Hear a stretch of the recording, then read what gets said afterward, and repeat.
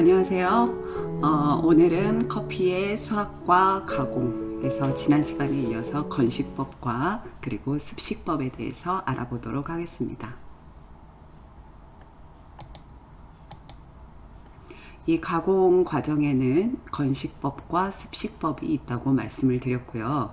지난 시간에 건식법에 대한 말씀을 드렸었습니다.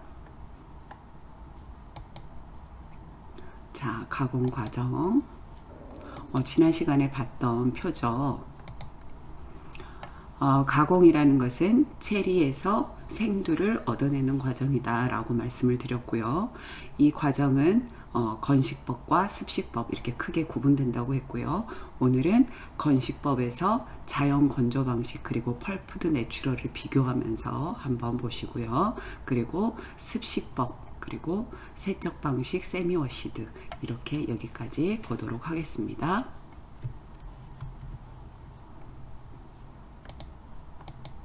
자, 건식법 자연 건조 방식과 내추럴 펄프드 내추럴 방식을 보도록 하겠습니다. 우선 먼저 자연 건조 방식, 내추럴 방식이라고 할 수가 있는데요. 이 자연 건조 방식은 가장 전통적인 가공 방식이다 이렇게 말씀을 드렸습니다.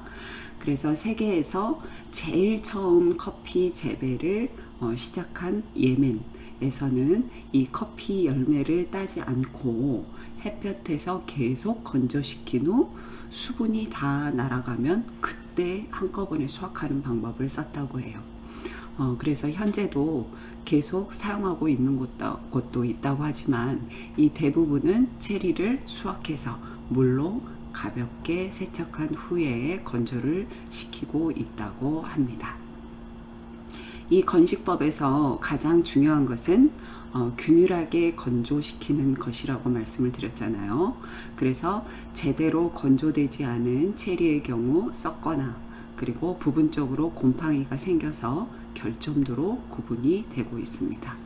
지난 시간에도 말씀드렸지만 건조는 수분 함량 12에서 13% 정도 될 때까지 약 5일에서 10일 정도가 소요가 된다고 할 수 있습니다. 그리고 크기가 많이 줄어들게 되겠죠. 그리고 껍질이 딱딱해지겠죠. 이렇게 진한 갈색을 사진처럼 진한 갈색을 띠게 되고요. 이 건조된 체리를 흔들어 보면 이 상태로 흔들어 보면 달그락 소리가 난다고 합니다. 그런 상태가 되면 이 체리들은 어떻게 돼요? 컨테이너로 옮겨서 약 4개월간 숙성하는 숙성 과정을 거치게 된다고 합니다. 이 자연 건조 방식을 채택하는 국가들은 에티오피아, 브라질, 인도네시아 이런 나라들이고요. 물이 부족하거나 이 햇빛이 좋은 지역이 대부분이라고 합니다. 그래서 이 커피에서 생산지의 토질감, 토양, 그리고 체리의 과육이 생두에 흡수돼서 달콤한 맛이 더 느껴지고요. 그리고 바디가 풍부한 것이 이 건식법의 특징입니다. 그래서 브라질의 경우 이 건조 기간 동안에 수분 측정계, 사진에 나와 있는 게 수분 측정계인데 이 수분 측정계를 이용해서 체리 내의 수분을 규칙적으로 측정한다고 합니다. 그래서 자연 건조 방식은 지난 시간에 했던 건식법하고 같고요. 오리지널 방식이기 때문에 그래서 오늘은 이 펄프드 내추럴 방식을 보도록 하겠습니다. 이 펄프드 내추럴 방식은 역시 브라질에서 많이 사용을 하고 있는데 수확한 후에 체리를 물에 가볍게 씻고 껍질을 파치먼트로부터 물로 분리를 시켜요. 우리가 자연 건조 방식은 어떻게 했어요? 체리채 건조를 시켰잖아요.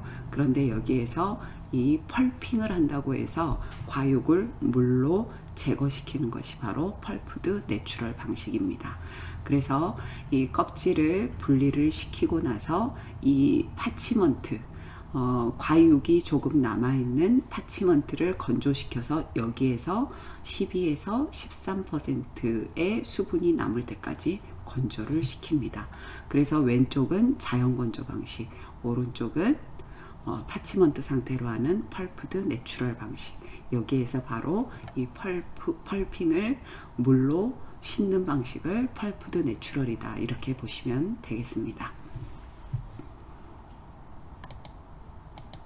구분이 되시죠? 이건 쉽게. 그래서 이 펄프드 내추럴 방식은 이 건식법과 습식법의 중간적인 형태라고 볼 수가 있는데요. 이 습식법과 약간 다른 점은 이 과육이 파치먼트에 붙어 있는 상태에서 건조를 한다는 거예요. 습식법은 완전히 떼어내겠죠.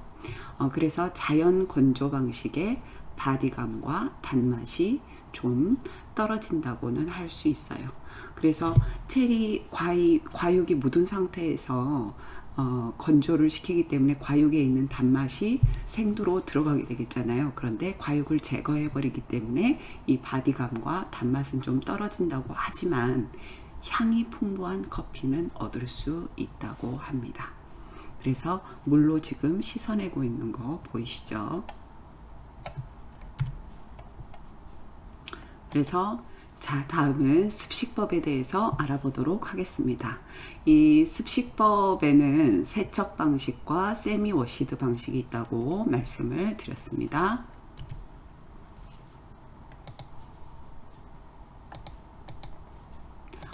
이 습식법은 브라질 이외의 물이 풍부한 중남미에서 주로 아라비카 종에 이용이 되고 있다고 합니다. 건식법은 로부스타 종이라고 말씀을 드렸었죠. 그리고 외관이 좋고 품질이 균일한 상품 가치가 높은 콩이 얻어질 수 있습니다. 그래서 이 습식법은 수확한 과실, 체리를 수조에 약 하루 정도 침수를 시킨다고 합니다. 그래서 수면 위로 떠오르는 것을 미숙한 체리라고 하는데 이 미숙과를 제거해 줍니다. 그리고 침전된 완숙과는 과육 제거기에서 외피와 과육을 제거한 후에 발효조로 보내서 24시간, 하루에서 하루 반나절 정도 발효를 시키는 거예요. 그래서 남은 과육과 점액질을 분해를 시킵니다. 그래서 건식법과 습식법의 가장 큰 차이는 물로 과육을 제거하고 발효시키는 과정이 있다라는 차이를 여러분들이 구분하시면 될 것 같습니다. 그래서 이 발효 과정은 이 생두의 품질에 많은 영향을 미치게 되는데요. 이 점액질을 펙틴층이라고도 말씀드렸잖아요. 이 점액질의 펙틴 분해 효소와 이 증식된 효모의 펙틴 분해 효소의 작용으로 인해서 이 펙틴 질이 분해가 되고요. 그 후에 세균에 의한 발효로 인해서 바로 신맛이 생성이 되게 되는 것입니다. 그래서 아라비카 종이 신맛이 강하게 나오는 것이죠. 장시간 발효가 계속되면 이 변색된 불량콩이 만들어지기 때문에 발효 종료 후에 물을 바꾸면서 24시간 동안 여러 번 씻어주고 햇빛이나 건조기에서 수분이 약 12%가 되도록 건조해야 합니다. 이렇게 해서 파치먼트를 얻을 수가 있습니다. 여기서 펙틴층은 오른쪽에 나와 있는 원두의 구조를 보면 5번의 점액질 층을 말합니다.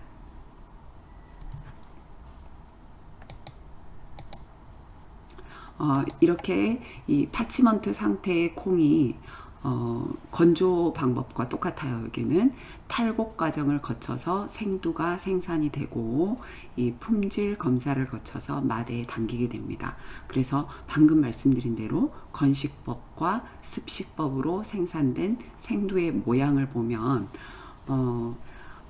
우리가 센터컷의 색깔이 조금 다르다고 합니다. 그래서 건식법의 생두는 갈색을 띠고 있다고 합니다.